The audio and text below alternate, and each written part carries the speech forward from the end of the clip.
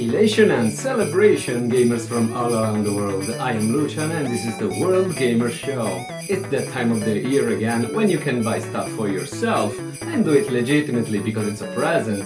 And if you don't want to buy stuff for yourself, you might want to buy it for your dear ones. It's Christmas after all. And what better gift to give your grandma than a video game for her trusted electronic entertainment system. At the same time, you might want to get the best value out of your purchase. Jeez, this is too tight. As for myself, being the cheap gamer that I am, when I buy a video game, I always look for the best value at the minimum cost possible. And I'm pretty sure that most of you share the same feeling, because everybody wants to get the most content out of their games. That's why I developed a sort of obsession for games that are packed with content, especially the ones that go so far as to include other full games inside of them. Sort of like a GAME-CEPTION. It's like a game within a game so that you can play a game while you play another game. So you want to be a player? Now there are many examples of GAME-CEPTIONs.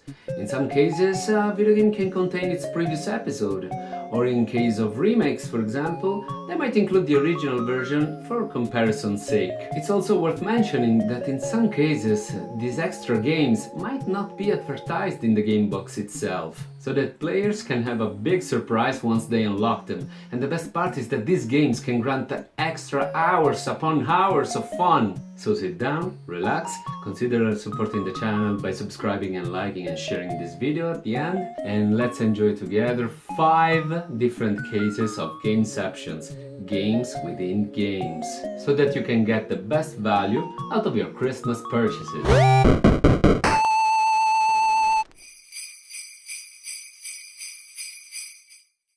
Cool, so now we're going to take a look at 5 instances of GAME-CEPTIONs, and we're going to evaluate them on a scale from 1 to 5 cash bundles, including halves, by taking into account the value of the single games involved and the overall relation between the money spent and the value of the overall package. This is just my personal opinion though, no math involved, and I will want to know yours. So let's get started.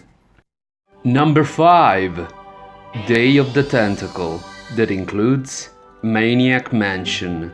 One of the first, if not the first, to start the trend was definitely Day of the Tentacle, released originally on PC in 1993, but more recently remastered for almost every platform available. Not only this is one of the best point-and-click adventures of all time, but it also includes an entire bonus game. I'm speaking of Maniac Mansion from 1987, to which Day of the Tentacle is the sequel. At the time, not everybody knew that Day of the Tentacle was actually the second chapter of a series, but little did it matter, because they could play the whole original story straight from inside the game sequel. Bernard, the protagonist, can in fact access it through a computer vaguely resembling the old Commodore 64. You can reach this area fairly early in the game too. From the beginning, you just need to reach Ed's office, which is upstairs, first door on the right. There, you can find a computer from which you can access Maniac Mansion. Oh, by the way, this trick also works with the most recent remastered version. Now, of course, being a game from 1987, things are a little rough around the edges, and it's more interesting for the history lesson than for anything else. But it's a great added value nonetheless. Number 4. Prince of Persia: The Sands of Time. That includes Prince of Persia 1 and 2 in some cases. This is the game that resurrected the interest for the franchise after the first disastrous attempt at 3D with Prince of Persia 3D for PC and Dreamcast. But this Sands of Time, released in 2003 for PS2, GameCube, Xbox and PC, is a completely different thing. It's a fantastic action game with focus on exploration and acrobatic movements, like impossible jumps, wall runs and combat. What makes this game stand out from the crowd though, it's its time manipulation mechanic that allows you to slow time, rewind it and perform many more time tricks. Combine all these features with some genuinely fun humor and funny jokes and you get an extremely satisfying experience that nobody should miss. This is definitely a worthy sequel for a series that has its roots in 2D platforming back in 1989, when the first Prince of Persia took the world by storm with its incredibly fluid animation and detailed graphics. The best part is that this original masterpiece was included in the Sands of Time as an unlockable bonus. On top of that, you can even access a remake of the first level created with the updated graphics from the Sands of Time. And if you own the Xbox version, you can even unlock Prince of Persia 2: The Shadow and the Flame, another masterpiece from 1993, which expanded on the first one with improved graphics, story and level variety. The only downside, and it's really a shame, is that there are limitations on which bonus game is included depending on the version and the territory of release. Here is a simple chart to show which version has which unlockable, so that you can better decide which version works best for you. Basically, the PS2, GameCube and the Xbox PAL version has the original Prince of Persia. The Xbox NTSC version has both Prince of Persia 1 and 2. While the PC version lacks these features entirely, just like the subsequent remastered version for PS3. Sorry.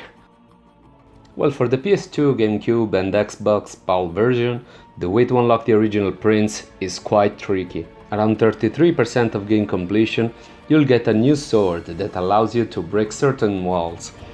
Now pay attention to when the prince says, "It said this palace was built on the ruins of an even more ancient one." Once you arrive to the next room, you will see a rotatable switch, behind which you will find a breakable wall, even though it doesn't look like anything different compared to the rest. Hit it 3 times and you will receive a message confirming the achievement. From now on, you can play the original Prince from the main menu. Note that this exact method unlocks the original Prince 2 in the NTSC version for the original Xbox.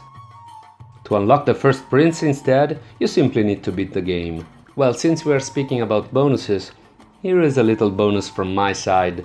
When you start a new game, just stay on the balcony and use one of these codes depending on the version of the game to unlock the first level of the original Prince with the graphics of the Sands of Time. This works for every home version of the game. Overall, I think it's a pretty good value, with the best version being the Xbox NTSC because it's the only one with both the original games.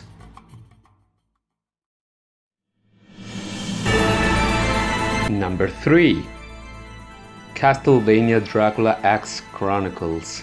That includes Rondo of Blood and Symphony of the Night. Things are getting pretty big now. We have 2 heavyweight platforming champions hidden in this remake released on 2007 exclusively for the PSP. Castlevania Dracula X Chronicles was super important at the time, because it marked the first Western release of the classic Rondo of Blood, even if just in remake format. Or is it? Nope. It in fact also includes the original Rondo of Blood, the real deal, the masterpiece that was confined in Japan for so much time since its release in 1993, unless we count a bad attempt at bringing it to the Super Nintendo in the shape of Castlevania Dracula X or Vampire's Kiss depending on the region. So we have a fully fledged remake of a classic and the original classic itself to compare it to. What could possibly be better than this? Well, how about a full version of Castlevania Symphony of the Night? Originally released on the PlayStation in 1997, this was the first open-world Castlevania, and a cornerstone in the Metroidvania genre. Still not enough, you say? How about completely redone dubbing for both the original games? Dracula, die now and leave this world. You'll never belong here. Nobody asked for it, you say? Well, I agree. Especially in Symphony, I like the original much more indeed, even with its over-theatrical dialogues. Die, monster! You don't belong in this world! But to compensate, they added Maria as a playable character also in Symphony, even though it's just the Rondo version and not the same that appeared in the Japan-exclusive Sega Saturn version. Even though not every addition is completely worth it, we have to admire Konami at this point, because they literally packed this remake with content. even going so far to include 2 games. Well, 3 if we also count the Akumajo Dracula X Peke Easter egg. Considering that Castlevania Requiem is out and it includes just the 2 original games, Round of Blood and Symphony of the Night, and not the remake, you might as well buy this PlayStation Portable exclusive release, also available on the PlayStation Vita or even the PlayStation TV, if you wish to play it on the big screen. Now, to unlock these 2 bonus games, you need to reach specific locations in the remake. To unlock the original Round of Blood, you need to go to stage 4. At a certain point, towards the end of the level, you will find a pile of 6 skulls, one above the other, followed by another of those platforms moving like a reversed pendulum. You will also notice the stairs that go up and a wall. Don't go up, and instead just go down to the corner and hit the wall. You will uncover a bomb, detonate it to reveal a hidden path. Proceed until you see some suspended platforms that you can reach using the spiked platforms.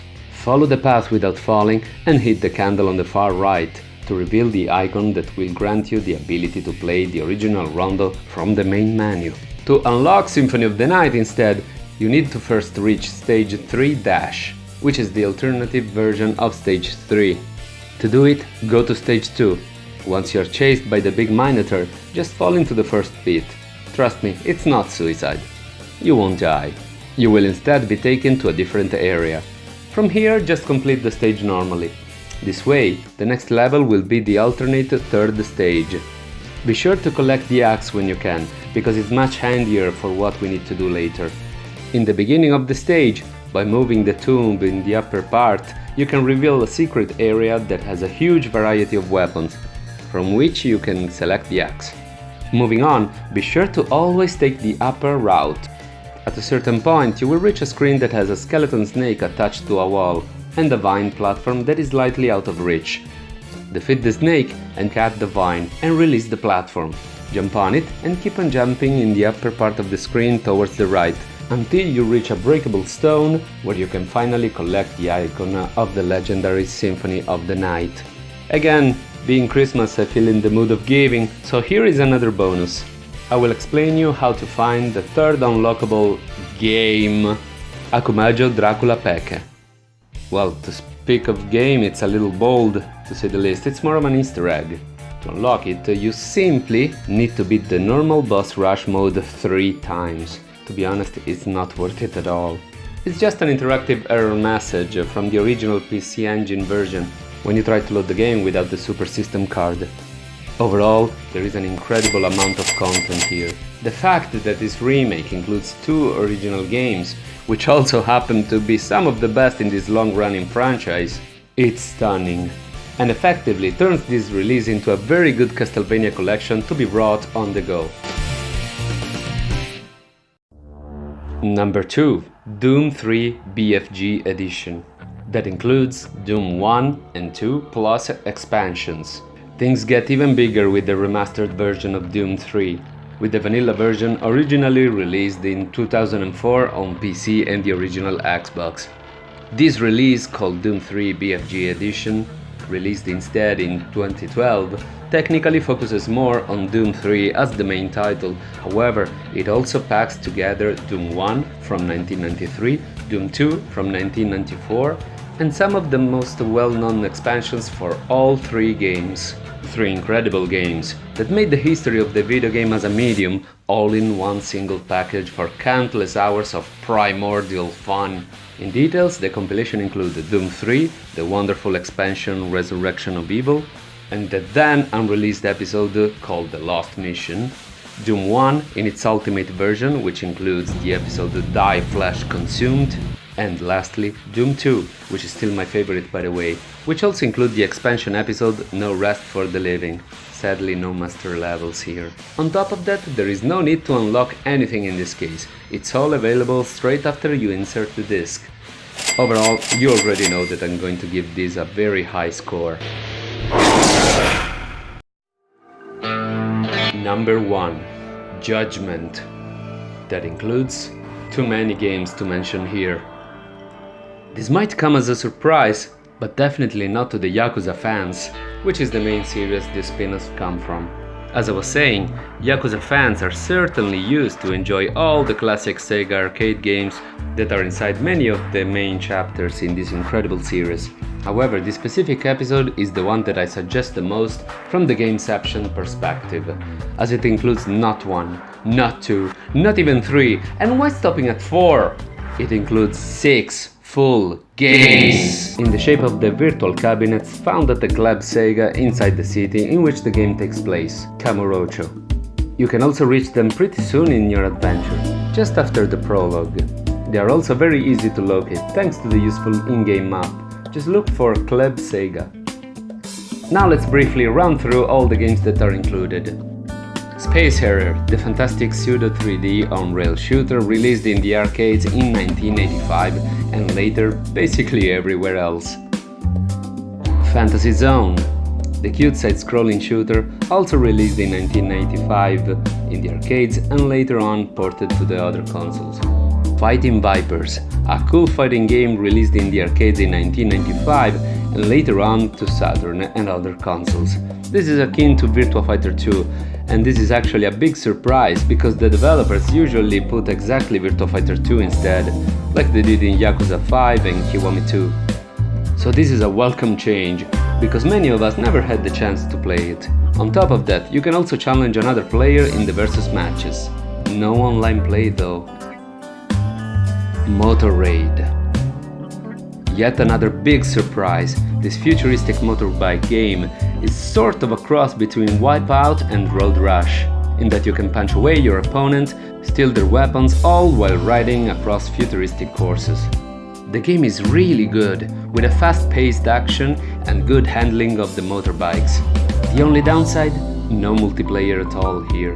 The biggest draw to this game is that it's the first ever console port, since the original version was only released in the arcades in 1997, so there is a huge chance that you might have never tried it. Great stuff indeed.